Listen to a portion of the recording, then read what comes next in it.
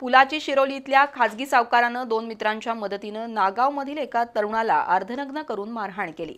त्यामुळे सागर समुद्रे गंभीर जखमी झाला असून त्याच्यावर रुग्णालयात उपचार सुरू आहेत।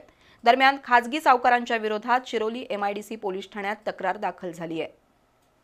हातकणंगले तालुक्यातील नागाव इथला 37 वर्षीय सागर सुधाकर समुद्रे हा ग्रामपंचायतीमध्ये नोकरी करतो। 2 महिन्यांपूर्वी तब्येत बरी नसल्यानं सागरनं उपचारासाठी खाजगी सावकार वैभव माजगावकरकडून व्याजानं 5,000 रुपये घेतले होते। त्यावेळी सागरनं एक कोरा चेक वैभवकडे दिला होता। या प्रकरणात नागावमधील अभिजित शिंदे मध्यस्थी होता। दरम्यान वैभव माजगावकरनं पैसे परत मिळावेत यासाठी तगादा लावला। त्यानंतर 8 मे रोजी अभिजित शिंदेनं सागरला नागाव फाटा इथं बोलावून घेतलं। त्यानंतर अभिजित, सागर, वैभव आणि धनाजी हे चौघे शिरोली परिसरातील एका बियर बारमध्ये गेले। मद्यप्राशन करताना पैशावरून वाद सुरू झाला। त्यावेळी खाजगी सावकार वैभव माजगावकरनं सागरचे कपडे फाडून बेदम मारहाण केली। शिवाय सागरच्या पत्नीला फोनवरून शिवीगाळ करत धमकी दिली।